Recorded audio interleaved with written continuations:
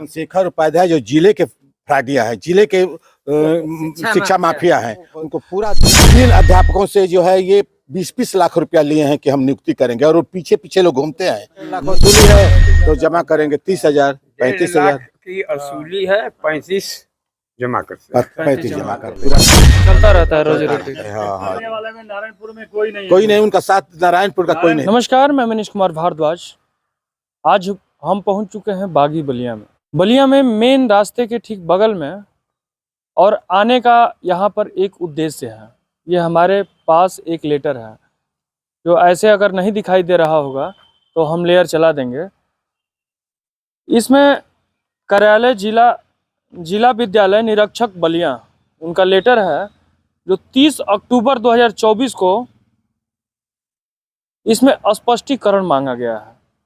और ये विद्यालय है सिद्धेश्वर नाथ संस्कृत महाविद्यालय। अब सोचिए ना, महाविद्यालय पर इस तरीके से आदेश, इन्हीं चीजों को जानने के लिए हम यहाँ पर आए हैं। और इसमें साफ तौर से लिखा गया है, संपूर्णानंद संस्कृत महाविद्यालय वाराणसी द्वारा खारिज करने और विद्यालय के परिनियम 12(7) अंग का घोर उल्लंघन करते हुए बायलाज को बदलने व फर्जी तरीके से बनाने के संबंध में ये स्पष्टीकरण मांगा गया है।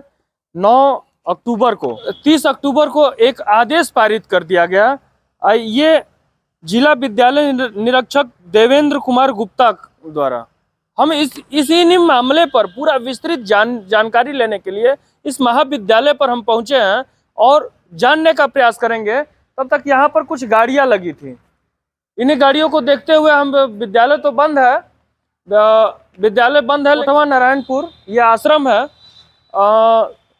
यहाँ पर चलेंगे, देखते हैं कोई है कि नहीं।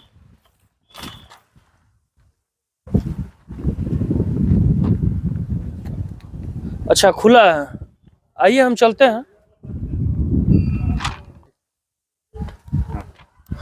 अब हम सीधा अंदर प्रवेश करेंगे और देख रहे हैं यहाँ पर कुछ लोग भी दिखे जो संभवतः इसी विद्यालय के होंगे।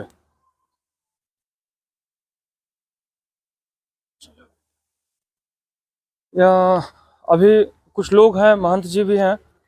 सबसे पहले आप गुरुजनों को सबको दंडवत प्रणाम है।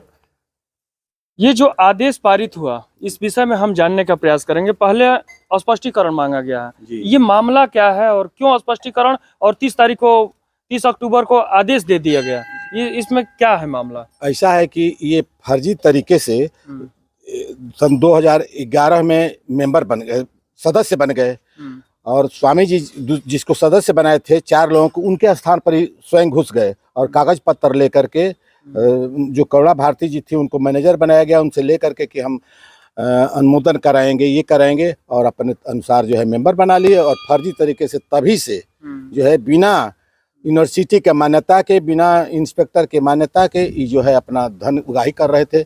विद्यालय में आकर के परीक्षा के नाम पर, फीस के नाम पर जो है वसूली कर रहे थे। और 13 से आज तक इनको कभी कोई प्रबंधक माना ही नहीं। 2013 से। और वो जो 1 बरस के लिए बने थे वो भी फर्जी तरीके से गलत कागजात प्रस्तुत करके और बन गए थे। वो अभी जो है जब यूनिवर्सिटी को मालूम हुआ तभी से रोके हुए हैं, आज तक रोके हुए। अच्छा, आप इस विद्यालय में किस पद पे हैं? हम कोटवा नारायणपुर इंटरमीडिएट कॉलेज के प्रिंसिपल रहे। सन 1971 में हमारी नियुक्ति हुई और 2010 में हम रिटायर हुए। और 2010 में हमको स्वामी जी हमारी नियुक्ति किए थे, वही जो है मेंबर भी बनाए थे, सदस्य भी बनाए थे।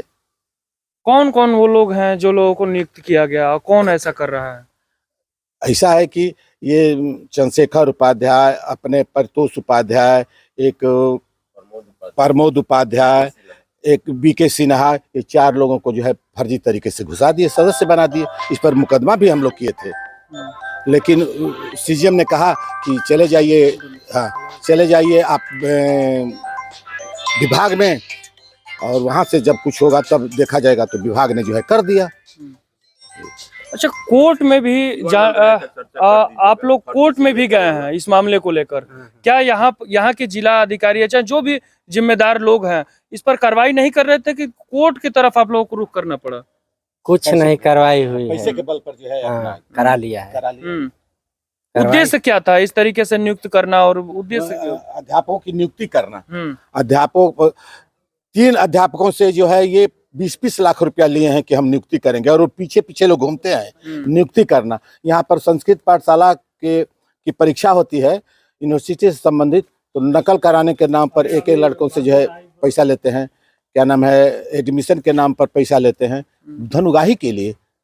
विभाग इनको 13 से इस अब तक जो है मानता ही नहीं है, फिर भी ये प्रबंधक। ये कौन किया है, कौन लोग हैं? चंद्रशेखर उपाध्याय जो जिले के फ्राडिया है, जिले के शिक्षा माफिया हैं, उनको पूरा जिला जानता है, उनके द्वारा यह काम किया गया है। और वो स्कूल को, कुटिया को हड़पने के लिए ही, यहाँ पर संपत्ति है उसको हड़पने के लिए ही इस तरह का काम करते हैं। क्योंकि यहाँ के बैलाज में ये भी है कि जो कुटिया का सेवादार होगा वही प्रबंधक बनेगा, लेकिन अब वही सर्वकार सब कुछ होगा, लेकिन वो जो है अपना, इसलिए कि नंदी जी जो है अवकाश ग्रहण करेंगे और हम सरकार बन करके कुटिया का जो खेत है, जमीन है, कितना जमीन है? करीब 12-13 बीघे जमीन है 12-13 बीघा जी। उसका सब पैसा वही लेते हैं। हाँ, और लगाते हैं कुछ पर, जमा करते हैं थोड़ा, वसूलते हैं कुछ, जमा करते हैं कुछ।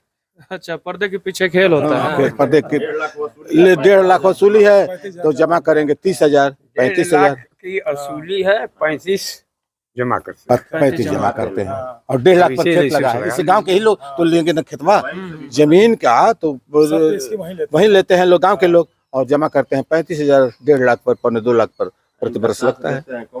साथ और कोई भी है साथ? ना, इसमें साथ देने वाले में कौन, अपना जो है 2-1 लोग हैं जो कि जिनको मिला करके अपना, और ये पूरा चलता रहता है रोजी रोटी। हाँ, कोई नहीं उनका साथ, नारायणपुर का कोई नहीं देना, कोई नहीं देता है, क्योंकि ये कुटिया की चीज है। गांव के लोग तो जमीन दिए हैं, गांव के लोग तो इतना ये बनाए हैं, तो और गांव का एक भी सदस्य नहीं है। उनके भी दोनों विद्यालयों में गांव का एक भी सदस्य नहीं है।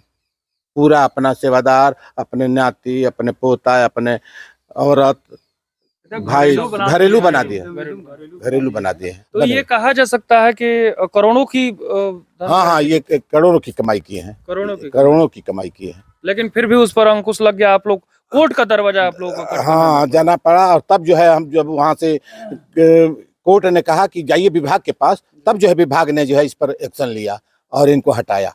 ये जो है इसमें अपने पत्र में स्वयं लिखा है कि 13 बरस तक बिना आप अनुमोदन के ही प्रबंधक बने हुए हैं, और तब जो है जाकर के इनको कहा आप जो कागजात प्रस्तुत कीजिए, कागज भी नहीं दिए हैं, तब जो है इनको समाप्त कर दिया। कहा कि जब तक यूनिवर्सिटी नहीं मानेगी हम आपको नहीं मानते हैं। अच्छा, कुछ लेटर हम देखे, उसमें ये बताया गया कि शोक सभा बुलाई गई और उसमें ही नियुक्ति कर दिया उसी गया। में शोक, क्या मामला है? ऐसा है कि जिस दिन स्वामी जी मरे थे तो एक शोक सभा होती है, और शोक सभा में ही जो है 4 लोग जिसको बनाए थे उनके स्थान पर 4 लोगों को घुसा दिए फर्जी सिग्नेचर करके। और शिवानंद राय जो कोषाध्यक्ष थे, वो बार बार कहते हैं कि 2010 के बाद कोई सदस्य नहीं बना है। जो आजीवन सदस्य थे वो कोषाध्यक्ष भी थे, वो कहे कि कोई किसी को मेंबर बनाया ही नहीं गया है, ये कैसे आ गए। यहाँ तक कि उनका जो है सिग्नेचर टेस्ट बैंक से ले जा करके दिया गया कि इनके सब रजिस्टर जो है गायब कर दिए हैं। कहीं कुछ ना, कहाँ पैसा जमा हुआ, क्या हुआ, कुछ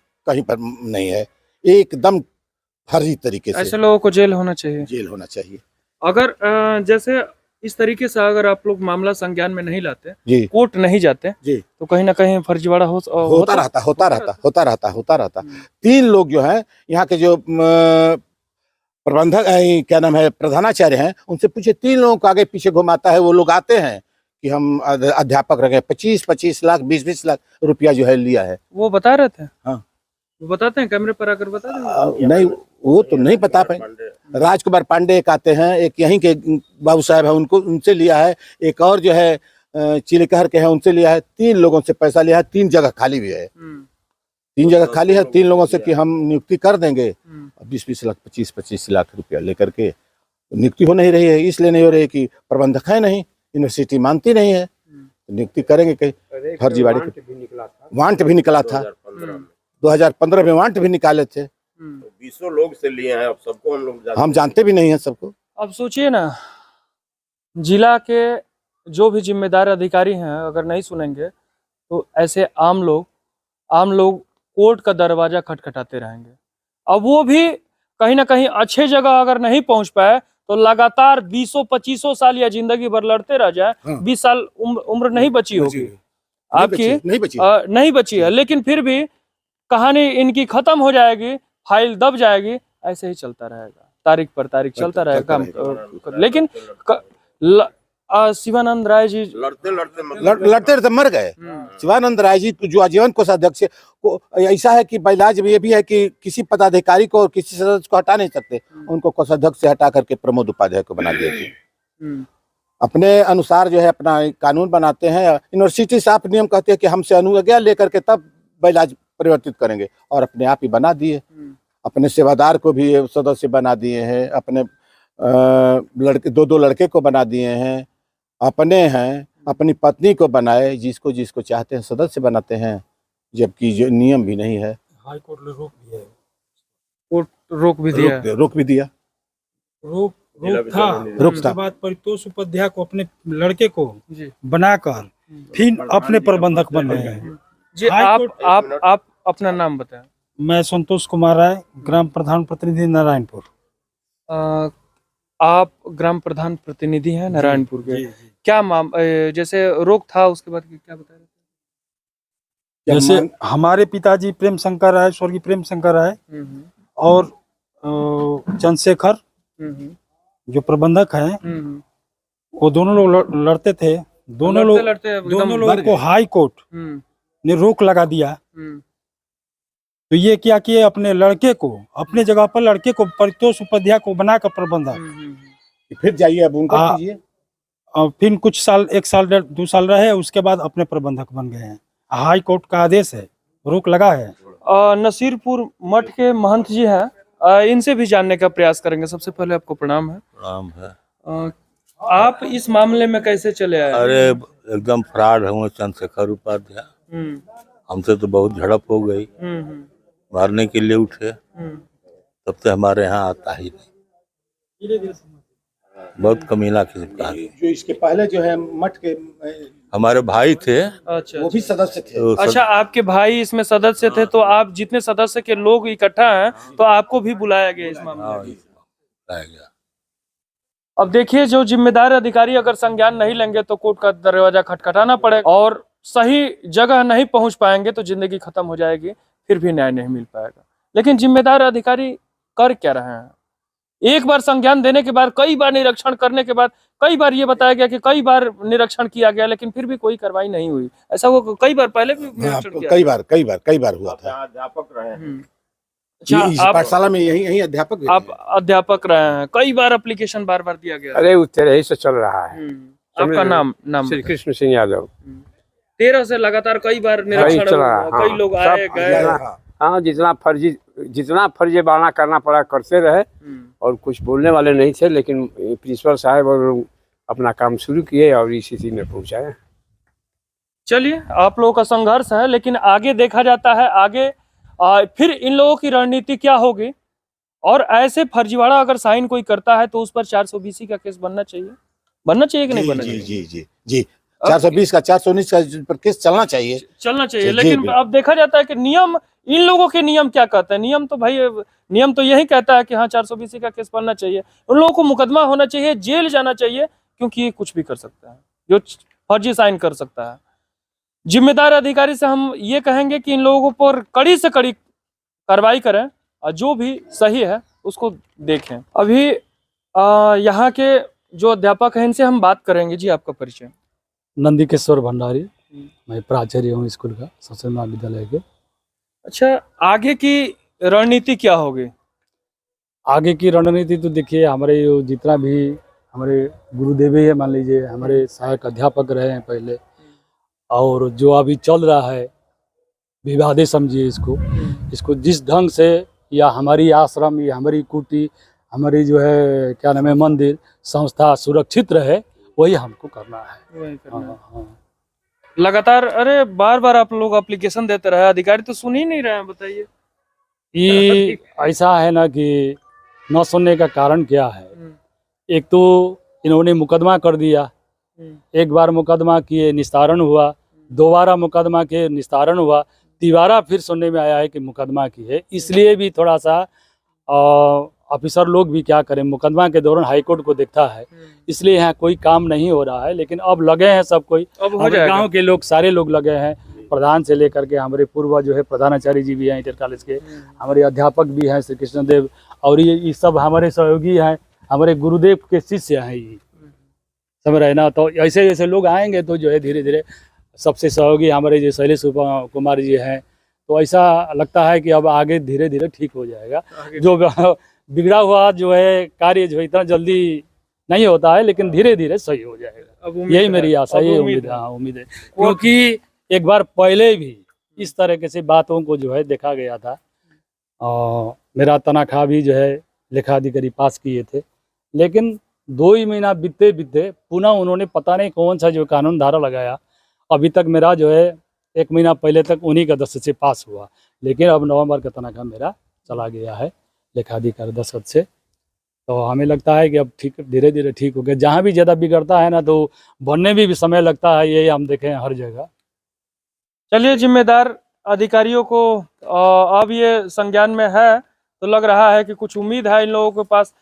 ये उम्मीद जगी है कि कड़ी से कड़ी कार्रवाई होगी और जो भी सही होगा उसको देखा जाएगा। खैर, इस वीडियो में इतना ही। आप लोग क्या सोचते हैं इस स्कूल के बारे में? आप लोग क्या सोचते हैं फर्जीवाड़ा साइन के बारे में, और किस तरीके से फर्जीवाड़ा किया गया जैसे इन्होंने बताया और पेपर में उल्लेख है? क्या सोचते हैं कमेंट करके जरूर बताएं। मैं मनीष कुमार भारद्वाज, धन्यवाद।